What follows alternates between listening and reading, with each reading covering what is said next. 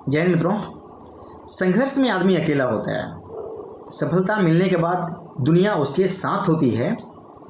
जिस जिस पर यह दुनिया ने हंसा है, जिस जिस पर इस दुनिया ने हंसा है, उसने इतिहास रचा है। जी हाँ मित्रों, पटना हाईकोर्ट असिस्टेंट का इंटरव्यू देने जा रहे हैं सभी साथियों को मेरा नमस्कार। जैसे कि मैंने बताया हुआ था, मेंस के बाद आपका सीपीटी कब होगा, उसके बाद इंटरव्यू कब कंडक्ट होगा, अप्रोक्सीमेटली उसी के आसपास में मेंस के जो है 20 से 25 दिन के बाद आपका सीपीटी हो गया। सीपीटी के बाद जो है आपका इंटरव्यू का डेट भी आउट हो गया। 5 फरवरी से लेकर के 18 फरवरी आपका इंटरव्यू कंडक्ट होगा और अकॉर्डिंगली जा रहे उसी के बस विश्वास अपना बनाए रखिए। और जिस प्रकार से आप लोगों ने क्वेश्चंस रेज किया है, चाहे वह व्हाट्सएप के जरिए हो, चाहे वह मेल के जरिए हो, ईमेल के जरिए, चाहे वह यूट्यूब कमेंट सेक्शन के जरिए हो, काफ़ी उससे जो है मुझे बल मिला है कि नहीं फिर से वीडियो मैं बनाऊं आप सबों के लिए विषम परिस्थितियों में भी। अभी विषम परिस्थिति में जनरली मैं अभी वीडियो नहीं ही बनाता, बट आपका इंटरव्यू है और जो डिमांड है मैं उसके अनुसार आप सबों के समक्ष मैं उपस्थित हूँ। तो जितने सारे क्वेश्चंस पूछे गए थे उन सबको मैंने क्लब किया हुआ है, क्योंकि हर एक का जवाब देना काफ़ी सारे मैसेजेज हैं, सबका जवाब देना जो है क्योंकि बहुत रिपीटेड है। जैसे एक क्वेश्चन कर दिया गया कि सीपीटी के रिगार्डिंग और इंटरव्यू के रिगार्डिंग, तो एक ही क्वेश्चन को जो ना बार बार रिपीट भी बहुत सारा हुआ है, तो उन सारे को जो है ना मैंने क्लब किया है और उसको संक्षिप्त में मैंने करके क्लब करके आप सबों के लिए जो है उसका क्वेश्चन मैंने तैयार कर लिया है। ठीक है, तो आइए देखते हैं अकॉर्डिंगली जो है क्वेश्चंस, जैसे जैसे क्वेश्चन पूछे गए हैं वैसे मैं बताते जाऊंगा। आपके पास भी कोई डाउट है वह निश्चित तौर पे दूर होगा। ठीक है, तो पहला क्वेश्चन यहाँ पे बताया गया है, जैसे सीपीटी आप लोगों ने दिया उसमें बहुत सारे लोगों ने गलती की है। तो सीपीटी जैसे मैंने बताया होता है स्पीड अपना मेंटेन रखना है, जिसने मेंटेन रखा सबका अच्छा गया है, लेकिन कुछ का जो है ना कुछ गड़बड़ हुआ है क्योंकि समय का अभाव हो गया। तो समय का अभाव उन्हीं को हुआ जिसका जो है टाइपिंग अच्छा नहीं था। ठीक है, तो यहाँ पे जो है जैसे सीपीटी में जो है हार्ड कॉपी और सॉफ्ट कॉपी, जैसे आप लोग साइन जो लिया गया हार्ड कॉपी पे, तो क्या उसी के अकॉर्डिंगली कॉपी चेक होगा? जी नहीं, सिर्फ उसी के नहीं, आपका सॉफ्ट कॉपी देखा जाएगा। सॉफ्ट कॉपी में आपने सही से फीड किया है, सही से सब कुछ किया है, तो आपको मार्क्स मिलेंगे। और जैसे सेक्शनल कट ऑफ है वर्ड में भी, एक्सेल में भी, इंटरनेट प्रोफिशिएंसी टेस्ट में भी, तो जैसे सब में अलग अलग सेक्शनल दिया है ना, तो आपने व्हाटएवर यू हैव डन, जितना how much you have done, जितना आपने किया है according that you will be provided marks, आपको दिया जाएगा उतना नंबर। ठीक है, जितना आपने किया है उतना मार्क्स मिलेंगे। डोंट बी वरी दैट मुझे उतना मार्क्स नहीं मिलेंगे, बिल्कुल ना सोचिए। आपको 4 नंबर चाहिए, 4 नंबर मिलेगा। यदि आपने 4 नंबर भी किया है तो मिल जाएगा। वर्ड में तो आपने टाइप पूरा कर दिया है, जनरली मिल ही जाएगा। एक्सेल में आपने सब टाइप कर दिया है, थोड़ा बहुत उसका फ्रेमिंग वगैरह कर दिया है, तो निश्चित तौर पे मिल ही जाना चाहिए। फार्मूला जो बेस्ट था मैंने पहले ही बताया हुआ था, इस पर ज़्यादा फोकस कीजिए। परसेंटेज वगैरह जैसे बताया था, हू बहू आ गया यार, अब क्या चाहिए। हू बहू जो है सिमिलर क्वेश्चंस, मतलब उसी टाइप के एग्जाम है। बहुत सारे क्लास लिया था, ये वो क्या क्या पढ़ के भाई, तो मेरे पास कोई कॉल आता है तो मैं समझ नहीं पाता हूँ क्या बताऊँ उनको। हम जितना बताता हूँ उतना कीजिए, ज़्यादा कुछ नहीं करने की आवश्यकता है। आपका इंटरव्यू भी बढ़िया जाएगा, जैसे आज मैं बताऊंगा वैसे कीजिए, निश्चित तौर पर इंटरव्यू भी अच्छा जाएगा। ज़्यादा पैनिक होने की ज़रूरत नहीं है। यदि आप पैनिक होंगे तो वहीं पे दिक्कत होती है। इंटरव्यू मतलब आपका पर्सनल टेस्ट, यानी आपके अंदर जो है ना उतना ही 2 मिनट 4 मिनट के अंदर में निकालने की कोशिश करेगा वो। ठीक है, तो ये जो है ये क्वेश्चन था कि सीपीटी में हार्ड कॉपी और सॉफ्ट कॉपी, तो हार्ड कॉपी और साइन लिया गया है तो सिर्फ उसी से नहीं, आपका सॉफ्ट कॉपी देखा जाएगा। यदि किसी प्रकार की दिक्कत होगी तो आपको हार्ड कॉपी भी। इसका मार्किंग कैसा होता है, दूसरा क्वेश्चन है, तो मार्किंग बहुत बढ़िया होता है। अब मैं अपना मार्क्स बता दूं, मुझे आउट ऑफ 25 19 मार्क्स प्रोवाइड किए गए थे। आप ये सोच सकते हैं कि आपको मार्क्स कैसे प्रोवाइड किया जाएगा। तो निश्चित तौर पे यदि मुझे 19 मिला है तो सेक्शनल कट ऑफ भी रहता तब भी मैं पार कर जाता, है कि नहीं। तो आपको भी 6 ही नंबर ना, तो एक सपोज मान लीजिए एक को मैंने ब्लैंक ही छोड़ दिया, तभी मैं मतलब वर्ड या एक्सेल को ब्लैंक भी छोड़ दिया रहता। ब्लैंक कैसे छोड़ सकते हैं, क्योंकि मतलब 6 ही नंबर कटा गया ना 25 में, तो आप लोग सोच सकते हैं बहुत अच्छा मार्क्स दिया गया है, आप लोग को भी अच्छे मार्क्स दिए जाएंगे। और सेक्शनल कट ऑफ है निश्चित तौर पे हर एक वर्ड का काउंट होगा वहाँ पे, ठीक है, हर एक सेंटेंस को काउंट करेगा, हर एक फार्मूला को काउंट करेगा वो। तो अकॉर्डिंगली आपको भी ज़्यादा पैनिक होने की ज़रूरत नहीं है, आपको भी बढ़िया मार्क्स मिलेंगे। और इसलिए आप अपना फोकस जो है, मेन फोकस अपना इंटरव्यू पर रखिए। अब इन सब से रिगार्डिंग जो क्वेश्चंस होंगे उसको मैं अब एंटरटेन नहीं करूँगा, इसलिए कि ज़्यादा पैनिक इसमें होने की ज़रूरत नहीं है। आपका एग्ज़ाम, आपका इंटरव्यू एट हैंड है या नज़दीक है, तो आप उसको ज़्यादा फोकस करें, ठीक है। नेक्स्ट जो क्वेश्चन है कि कंप्यूटर सर्टिफिकेट जो है 6 मंथ्स का, तो उससे कोई दिक्कत तो नहीं होगी? बिल्कुल नहीं होगी। 6 महीने का आपके पास कंप्यूटर सर्टिफिकेट है, don't be worry, you will be entertain there will no any issue occur, कोई इशू वहाँ पे अकर नहीं होगा, ठीक है, कोई परेशानी नहीं होगी, ठीक है, इसलिए उसमें पैनिक होने की ज़रूरत नहीं है। नेक्स्ट जो है print out of application form, yes, आपको जो है प्रिंट आउट भी लेके जाना है अपने एप्लीकेशन फॉर्म का जो आपने अप्लाई किया हुआ था। आप पूरा प्रयास करके मिल जाए, यदि बाय दुबे नहीं मिले तो ज़्यादा पैनिक होने की आवश्यकता नहीं है, वे लोग हेल्प करेंगे और प्रोवाइड करेंगे आपको, ठीक है। मेरा भी नहीं था तो वे लोग प्रोवाइड किए थे। वही थोड़ा सा भाग दौड़ जाती है तो थोड़ा सा मूड मतलब सही डायरेक्शन सकारात्मक रहना चाहिए, इसलिए उसको आप अरेंज करके जाएंगे तो अच्छा रहेगा। बाय द वे आपने अटमोस्ट प्रयास किया, even after you did not find it, don't be worry, okay, वहाँ पे आपको प्रोवाइड कर दिया जाएगा, ठीक है। नेक्स्ट है इंटरव्यू में सीपीटी रिजल्ट के बाद ही क्या, यानी इंटरव्यू उन्हीं का होगा जो सीपीटी का एग्ज़ाम क्वालिफाई करेंगे, नहीं सबका अभी होने वाला है, क्योंकि सीपीटी का रिजल्ट जो है आता तो है नहीं। आपका सीपीटी का जो रिजल्ट होगा, जो मार्क्स होंगे, इंटरव्यू के फाइनल मेरिट लिस्ट के बाद जो है जारी किया जाता है, तो उसमें पता लगता है कि किसको कितना मार्क्स मिला हुआ है, सेक्शन में बता दिया जाएगा आप कहाँ पे फेल थे या पास थे, ठीक है, तो वहीं पे पता लगेगा। इसलिए आप सबका इंटरव्यू होने वाला है, ऐसा नहीं है कि जो सीपीटी में पास करेगा उसी का होगा। इस सीपीटी का रिजल्ट ही आता है पूरा फाइनल मेरिट लिस्ट प्रिपेयर होने के बाद, इसलिए सबका होना है, ठीक है, तो उसका टेंशन न लेना है आपको। नेक्स्ट जो क्वेश्चन है, जो सीपीटी नहीं दिया क्या वह इंटरव्यू देगा? बिल्कुल नहीं देगा। आप यदि दिए अभी देने यदि चले गए तो आपका रिजल्ट होने वाला है नहीं, ठीक है, वो बकवास जाइएगा, अब बेकार की बातें हैं ये, ठीक है, तो ये नहीं होने वाला है। सर आपका मार्क्स कितना था? तो बस मेरा भी मार्क्स मैंने बता ही दिया, 19 था आउट ऑफ 25। नेक्स्ट जो है डॉक्यूमेंट्स स्पेशली एनसीएल और कंप्यूटर सर्टिफिकेट, तो मैंने बता दिया कंप्यूटर सर्टिफिकेट के रिगार्डिंग 6 महीने का आपके पास है कंप्यूटर सर्टिफिकेट, दैट्स ऑल, ज़्यादा पैनिक होने की आवश्यकता नहीं है, ठीक है, आपको एंटरटेन किया जाएगा। उसमें मेंशन होना चाहिए 6 मंथ्स, ठीक है, क्या वो बीटेक के स्टूडेंट हो या किसी भी मतलब स्ट्रीम के हों, वहाँ मेंशन होना है कि 6 मंथ्स का है ये, ऐसा नहीं कि 3 महीने का है, ठीक है, ऐसे भी बहुत सारी जगह होता है, ठीक है, तो 6 महीने का चाहिए कंप्यूटर सर्टिफिकेट। उसके बाद जो नेक्स्ट क्वेश्चन है कि एनसीएल के रिगार्डिंग, तो बहुत बेहतरीन क्वेश्चन है, जो जिन्होंने भी किया है, जितने लोगों ने भी किया है, बहुत बेहतरीन क्वेश्चन है ये, और चूँकि इससे बहुत सारे लोगों को फ़ायदा होने वाला है।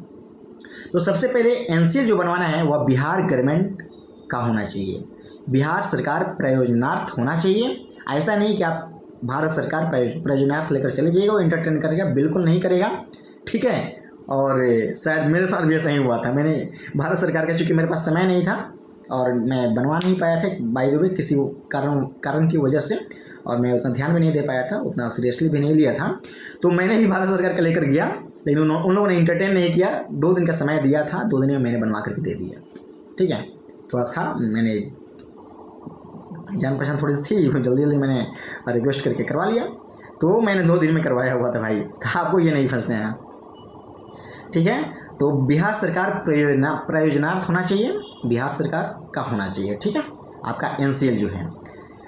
नेक्स्ट जो क्वेश्चन है, और हाँ, आपका इंटरव्यू जो कंडक्ट होने वाला उसके पहले का होना चाहिए, ठीक है, ऐसा नहीं कि बाद में यदि बाय द वे होता है तो समय देगा वो 2 दिन, चूँकि अभी की बार 18 तक होने वाला है ना इंटरव्यू, तो जाहिर सी बात है 2 दिन 3 दिन 4 दिन भी दे सकता है, लेकिन उसका इंतजार नहीं करना है, you just try to obtain as soon as possible, ठीक है, यदि आपके पास नहीं है तो, ओके। नेक्स्ट जो क्वेश्चन है प्रोमोशनल स्कोप क्या है इसमें।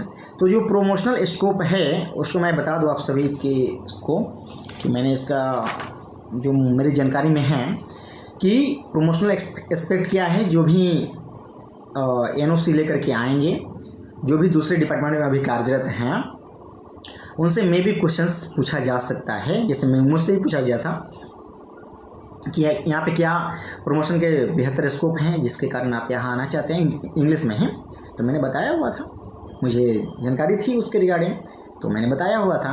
तो आपसे ही मे भी क्वेश्चंस पूछ दे, या फिर नए भी है तभी क्वेश्चन में भी प्रमोशन वगैरह के रिगार्डिंग यदि आपने चर्चा कर दिया तो पूछ सकता है वो, ठीक है। तो असिस्टेंट के बाद जो है, असिस्टेंट जो होते हैं ना, उसमें 75% डायरेक्ट रिक्रूटमेंट से होता है, जिससे आप लोग 75% वाले हैं, 25% प्रोमोशनल वाले होते हैं, ठीक है। तो असिस्टेंट के बाद जो है सेक्शन ऑफिसर, कोर्ट ऑफिसर जो होता है ना, वो सभी डिपुटेशन से आते हैं, उनका नहीं हम ये कर रहे हैं। तो असिस्टेंट के बाद सेक्शन ऑफिसर, ये भी ग्रुप बी ही होगा, और इसके लिए आपको 8 ईयर्स की सर्विस होना चाहिए एज अ असिस्टेंट, ठीक है। एज एन असिस्टेंट के रूप में आपको 8 साल की सेवा होनी चाहिए। साथ ही जो है आपका रिटन टेस्ट होगा, 40% क्वालिफाइंग मार्क्स होगा, साथ ही आपका इंटरव्यू होगा, उसके बाद में आपको प्रमोट किया जाएगा एज अ सेक्शन ऑफिसर, ठीक है। तो सेक्शन ऑफिसर के लिए 8 साल की सेवा होनी चाहिए असिस्टेंट के रूप में, प्लस आपका रिटन टेस्ट होगा, 40% उसमें क्वालिफाइंग मार्क्स होगा, और उसके बाद फिर इंटरव्यू होगा, तब आपको प्रमोट किया जाएगा सेक्शन ऑफिसर के रूप में, वो भी ग्रुप बी ही होगा। उसके बाद जो होगा प्रमोशन वो असिस्टेंट रजिस्ट्रार का होगा। तो असिस्टेंट रजिस्ट्रार में जो है, जो भी सेक्शन ऑफिसर्स हैं उन्हीं लोगों के बीच में से जिसका 2 साल सेवा हो गया है, 2 साल की सर्विस जिसकी हो गई है, साथ ही इंटरव्यू होगा, उसके बाद आपको प्रमोट कर दिया जाएगा एज एन असिस्टेंट रजिस्ट्रार के रूप में, ठीक है। और उसके बाद जो है फिर असिस्टेंट रजिस्ट्रार के रूप में आपको प्रमोट कर दिया जाएगा। फिर डिप्टी रजिस्ट्रार आता है, इसके लिए 1 साल की सर्विस चाहिए प्लस इंटरव्यू होगा। तो असिस्टेंट रजिस्ट्रार्स में से ही कुछ लोगों को प्रमोट किया जाएगा डिप्टी रजिस्ट्रार के रूप में, ठीक है।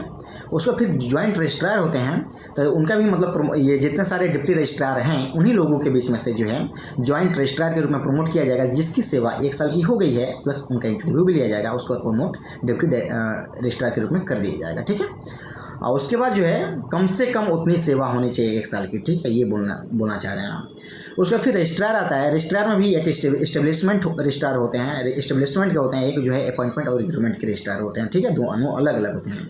उन दोनों के लिए जो है मतलब कम से कम 1 साल की सेवा मतलब हो जानी चाहिए एज अ ज्वाइंट रजिस्ट्रार के रूप में, और उन लोगों का इंटरव्यू होगा, फिर उन लोगों को रजिस्ट्रार के रूप में प्रमोट किया जाएगा, चाहे वो रिक्रूटमेंट और अपॉइंटमेंट का हो रजिस्ट्रार या फिर इस्टेब्लिशमेंट के रजिस्ट्रार हो, उन लोगों के लिए इतना 1 साल की सेवा प्लस इंटरव्यू होनी चाहिए, ठीक है, एज अ ज्वाइंट रजिस्ट्रार, ठीक है। तो ये आपका प्रमोशन जो स्कोप था उसको मैंने बताया। नेक्स्ट जो है क्वेश्चन, डॉक्यूमेंट डिस्प्ले हो गया, ये इंटरव्यू और डीवी क्या एक ही दिन होगा? Yes, interview and document verification both will be conducted at the same date after your document verification. After the document verification you will be called for your interview, ठीक है। जब आपका डॉक्यूमेंट वेरिफिकेशन हो जाएगा उसके बाद आपको इंटरव्यू के लिए बुलाया जाएगा। मोस्ट प्रोबेबली जो मतलब लंच के बाद ही इंटरव्यू होता है, मोस्ट प्रोबेबली बोलते हैं, क्योंकि उसके पहले बहुत समय लगता है और समय ज़्यादा लेता है लोग डॉक्यूमेंट को वेरीफाई करने के लिए, ठीक है।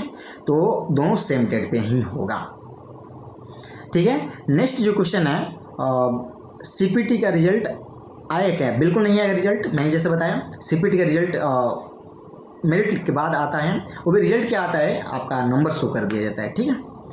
नेक्स्ट जो क्वेश्चन है, सीपीटी में मार्किंग कैसा रहता है? बहुत बेहतर है, जैसे मैंने आपने बताया कि आउट ऑफ 25 मुझे जो मिला था वह 19 मार्क्स मिला था, तो अच्छा रहता है, ठीक है।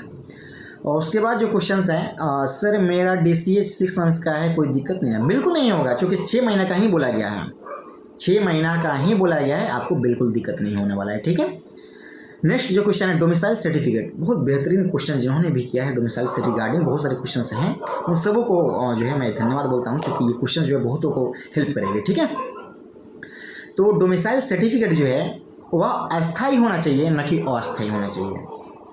बहुत लोग इसमें गलती करके गए थे, वहाँ पे मैंने बहुत सारे का ऐसा देखा प्रॉब्लम फंसते हुए, ठीक है। तो आप लोग भी ऐसा गलती ना करेंगे, डोमिसाइल सर्टिफिकेट जो है वह अस्थायी होना चाहिए, और अस्थायी वाला मत लेकर चले जाइएगा, ठीक है, इसको ध्यान में रखना है, ठीक है। और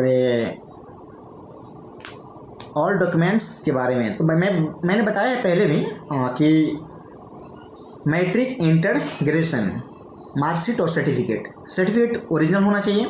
यदि आपके पास ओरिजिनल बाय द वे नहीं है तो प्रोविजनल होगा, लेकिन प्रोविजनल का भी टाइम लिमिट होता है, 1 साल 2 साल होता है।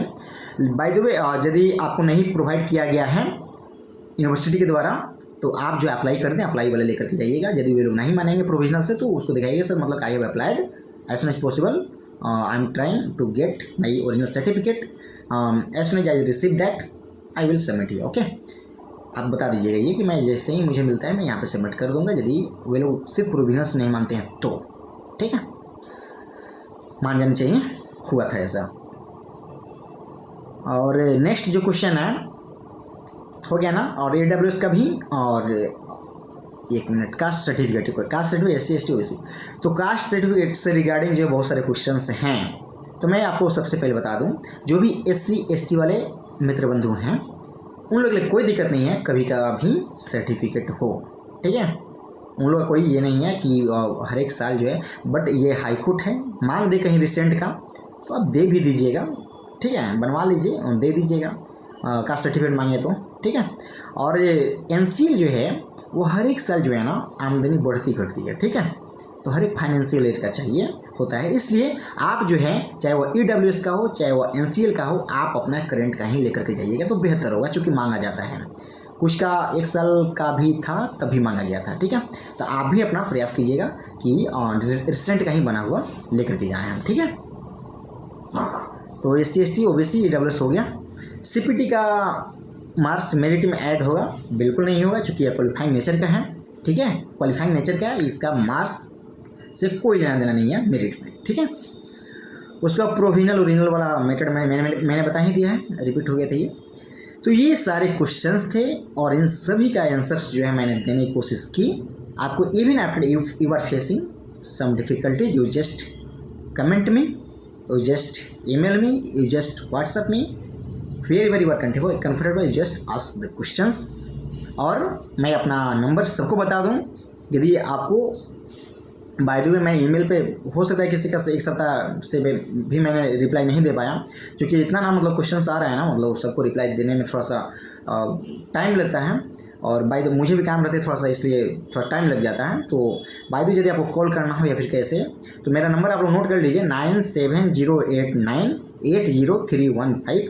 आप लोग मोस्ट प्रोबेबली मैसेज ही करना आप लोग, और मैसेज करना और व्हाट्सअप मैसेज करना। ठीक है, और उसका चूँकि मतलब मैक्सिमम टाइम मतलब आदमी देख ही लेता है, तो देखने के बाद रिप्लाई करने की कोशिश करेगा। ठीक है, तो आप लोग ये कीजिएगा, या फिर ईमेल जो मैंने ऑलरेडी बताया हुआ है, JitendRMust JITENDRAMUST19@gmail.com। ठीक है, इस पर मैसेज कर सकते हैं, फिर कमेंट कीजिएगा, आपको जहाँ से सहूलियत कीजिएगा, मैं रिप्लाई करने की कोशिश करूँगा। आपका इंटरव्यू बेहतर जाए, इसलिए मैंने जो भी मुझसे हेल्प चाहिए, जहाँ भी आपको दिक्कत है वहाँ पे मुझसे आप हेल्प ले सकते हैं। ठीक है, बस आपको अपने मोटिव क्लियर रखने हैं।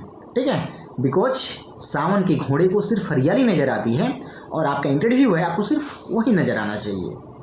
Don't look hither and thither, here and there, because these all things will deviate you। okay, so there are many externalities in life, do you know, many externalities, someone who is mocking you, someone who is vexing you, someone who is trying to vex you, मतलब किसी भी तरीके से आपको यदि परेशान कर रहा है, someone wants to make you in trouble, आप परेशान डालने की कोई कोशिश, आप कहीं पे नहीं देखना है, बस आपका ध्यान यहाँ पे होना चाहिए। नो हित, नो दोस्त, नो शादी, नो विवाह, बस आपको अपना ध्यान आपके इंटरव्यू पर रखना है। इंटरव्यू में क्या प्रिपेयर करना है, क्वेश्चंस इसके रिगार्डिंग भी हैं, उसको मैंने इंटरटेन इसमें नहीं लिख पाया है, क्वेश्चंस हैं। तो इंटरव्यू में आपको वही बेसिक, आपका जो भी सब्जेक्ट है उसका बेसिक आप लोग पढ़ लीजिएगा। उसके बाद हाई कोर्ट के चीफ जस्टिस, सुप्रीम कोर्ट के चीफ जस्टिस, सुप्रीम कोर्ट में जस्टिस कितने जस्टिस हैं, स्थापना कब हुई थी, हाई कोर्ट की स्थापना कब हुई थी, ये पटना हाई कोर्ट की, उसमें कितने जस्टिस हैं, उसमें से जो भी रिनाउंड जस्टिस हैं उनके बारे में, उनके बारे में नहीं, बट उनका नाम, लॉ मिनिस्टर के बारे में। ठीक है, लॉ मिनिस्टर के बारे में पूछा गया था, लॉ मिनिस्टर के बारे में, उसके बाद टर्मिनोलॉजी जो हैं उसके बारे में, यदि आप कहीं पे कार्यरत हैं, किसी भी दूसरे संस्था में कार्यरत हैं, एक तो मैंने लिख ही नहीं पाया, जो भी एनओसी के रिगार्डिंग क्वेश्चन पूछ रहे हैं, जो आपने डिपार्टमेंट में इंटीमेट नहीं किया है पहले से, फॉर्म भरने के पहले वे इंटीमेट नहीं किए हैं और उनको एनओसी नहीं मिल रही है, तो घबराने की जरूरत नहीं है। आपका सर्विस बस काउंट यहाँ पे नहीं होगा, बस बट आपको एंटरटेन किया जाएगा, ठीक है। अब किया गया है, मेरे पास पुख्ता सबूत है, ठीक है। इसलिए आप लोगों को घबराने की जरूरत नहीं है। यदि आपका सर्विस काउंट नहीं होता है कोई बात नहीं है, बट जॉब तो मिल जाएगी ना। इसलिए आप जहाँ भी कार्यरत हैं, चाहे सेंट्रल गवर्नमेंट में, स्टेट गवर्नमेंट में, चाहे PSU में, कहीं भी कार्यरत हैं, बाय द वे आपने यदि एनओसी नहीं लिया है, आपको नहीं मिल पा रहा है, तो घबराने की जरूरत नहीं है। आपने प्रयास किया, नहीं मिला, कोई बात नहीं है, ठीक है। और यदि मिल जा रहा है अच्छी बात है, आपका सर्विस काउंट हो जाएगा, अच्छी बात है ना। तो ये ध्यान में रखना है, ठीक है। उसका मतलब टेंशन नहीं लेना है। तो इंटरव्यू में क्या, वही जो मैंने बताया कि आप अपने डिस्ट्रिक्ट के बारे में, कोई फेमस प्लेस हो, हिस्टोरिकल प्लेस हो, उसके बारे में, आप अपने नाम का अर्थ यदि आपका कोई है तो वह कर लीजिएगा, ठीक है। और इंट्रोडक्शन सीधा देना है, जैसे आपका नाम पहले से सबको मालूम है, ठीक है। Sir I you all know that my name is Jitendra Kumar, ठीक है, आई बिलोंग टू हियर, ठीक है, my educational qualification is dash, ठीक है। और यही से जो है ना मज़ा आ जाएगा। आप अपना जो है इंटरव्यू किस डायरेक्शन में लेके जाना चाहिए, उस चीज़ पर थोड़ा ज़्यादा फोकस कर दीजिएगा, तो हो सकता है उससे क्वेश्चन ज़्यादा हो जाएगा। जैसे मतलब मान लीजिए, मतलब मैं बोलेंगे ट्रांसलेशन ऑफिसर हूँ, तो ठीक है भाई, मतलब ट्रांसलेशन मतलब क्या, yes sir, and currently presently I am serving, I am working in this department as a translation officer.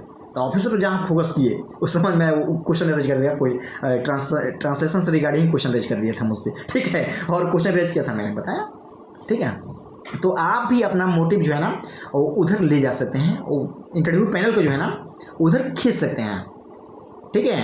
आप किसी भी चीज़ पर फोकस कीजिएगा। अब मान लीजिए आपका जहाँ भी आपका डिस्ट्रिक्ट है उस पर ज़्यादा फोकस कर दिए, हिस्टोरिकल प्लेस पर चला जाएगा ऊपर से, ठीक है, इंटरव्यू पैनल। तो मोस्ट प्रोबेबली ऐसा होता है, और हमेशा ऐसा होता है, ऐसा ही ना सोचेंगे आप, ठीक है, मोस्ट प्रोबेबली ऐसा होता है। तो नाम सबको मालूम है आपका, तो ऐसा बोलना, सर जैसा कि आप सब जानते हैं मेरा नाम ये है, मैं यहाँ का रहने वाला हूँ, मेरी एजुकेशनल क्वालिफिकेशन जो है, शैक्षणिक योग्यता मेरी ये है, ठीक है, मैंने MA इस सब्जेक्ट से किया हुआ है, इस सब्जेक्ट पर किया है, तो वहाँ उधर बढ़ जाएगा। जैसे आपने लिटरेचर से किया हुआ है तो लिटरेचर से क्वेश्चंस रेज कर देगा। जैसे मान लीजिए मतलब इंग्लिश ऑनर्स किया हुआ है तो पूछ देगा मेटाफर क्या है, सिमिली क्या है, हाइपरबोले क्या है, जुगमा क्या है, क्वेश्चन ऐसे रेज कर सकता है, ठीक है। आपने यदि हिंदी से किया हुआ है तो बोल सकते रामधारी सिंह दिनकर के बारे में पूछ सकता है, क्योंकि वो वहीं के रहने वाले थे, बेगूसराय के। तो रामधारी सिंह दिनकर से, सुमित्रानंदन पंत से, प्रेमचंद्र से, गोदान से क्वेश्चन रेज कर सकता है, जो कि वो महाकाव्य है एक, है कि नहीं, महाकाव्य का दर्जा दिया गया है, तो वैसे क्वेश्चन रेज कर सकता है। यदि आप हिस्ट्री से हैं तो क्वेश्चन कर देगा मतलब कि हिस्ट्री क्या है भाई, ठीक है। तो हिस्ट्री से, मैथमेटिक्स से है तो वैसे मतलब आर्यभट्ट के बारे में क्वेश्चन पूछ सकता है, क्योंकि आर्यभट्ट वहीं के मतलब रहने वाले थे, है कि नहीं, नालंदा के। तो ये आर्यभट्ट से क्वेश्चन रेज किए जा सकते हैं, रामानुजन से क्वेश्चन रेज किए जा सकते हैं। तो आप मैथ से हैं, जैसे मान लीजिए कि आप फिजिक्स से हैं तो कोई ऐसा मतलब क्या आर्किमिडीज का लोग पूछ सकता है, या फिर न्यूटन का लोग कुछ पूछ सकता है। तो कुछ ऐसे मतलब बेसिक क्वेश्चन आप रेडी कर लीजिए, जिसके कारण जो आपको सहूलियत होगी वहाँ पे। हालांकि आप यदि ग्रेजुएट उस सब्जेक्ट से हैं तो जाहिर सी बात है आपको बेसिक्स आपके क्लियर होंगे, तो ज़्यादा घबराने की बिल्कुल ज़रूरत नहीं है। वे लोग भी इसी ग्रह के हैं, किसी दूसरे ग्रह से तो आए नहीं है, इसलिए क्वेश्चंस उन लोगों का भी ऐसा नहीं होगा कि आप लोग ना दे पाएँ, ठीक है। बस आपको अपनी जो है अपनी धड़कन को थामे रखना है। इससे क्या होगा, आपको जो है ना बल हमेशा मोटिवेटेड रहना है, ठीक है। और अंदर जाइएगा ना, रजिस्ट्रार सभी, और आप सबको बता दूं मैं, सभी जो इंटरव्यू लेने वाले थे सभी रजिस्ट्रार थे, कोई जज नहीं था उसमें, ठीक है। और 3 लोगों का इंटरव्यू का पैनल जो था 3, और उसमें रजिस्ट्रार थे, ठीक है। और एक ही उस समय था, चूँकि इसमें ज़्यादा संख्या है तो हो सकता है 2 बन जाए, बट उसमें ज़्यादा जगह वगैरह था नहीं, तो मुझे लगता है कि शायद 2 रहे, ठीक है। बट हम लोग का जो हुआ था ना उसमें कितने लोग थे, लगभग जो था मान लीजिए 50-60 के करीब में, तो उसके लिए एक पैनल था, तो हो सकता है आपका 2 पैनल हो, 120 के आसपास में प्रतिदिन बच्चों को बुलाया गया, ठीक है। तो ये ध्यान में रखना है। तो उसमें जज नहीं होते हैं, उसमें रजिस्ट्रार ही होते हैं, ठीक है। और बहुत ज़्यादा टेंशन लेकर नहीं जाना है कि पता नहीं कैसा क्वेश्चन पूछे कैसा नहीं। और मैं एक बात और स्पष्ट कर दूँ आप सबको, बहुत ज़्यादा देर तक आपको नहीं रखने वाले हैं लोग, ऑन एवरेज 3 से 5 मिनट, ठीक है, 3 से 5 मिनट। अब किसी किसी का हो गया 7 मिनट 8 मिनट रख लिया तो हो सकता है चाय पानी भी चल रहा हो, अलग चीज़ है, ठीक है। तो 3 से 5 मिनट ऑन एवरेज आप लोग मान के चलिएगा, ठीक है। 5 के रेशियो ले लीजिएगा, 5 के किसी का 7 हो गया, किसी का 8 हो गया, किसी का 2 हो गया, किसी का 3 हो गया, ऐसा भी तो होता है ना।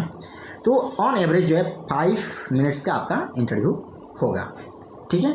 और एक क्वेश्चंस कोई हैं, हाँ, कट ऑफ से रिगार्डिंग बहुत सारे क्वेश्चंस आ रहे हैं, ठीक है, ये पूछे जा रहे हैं।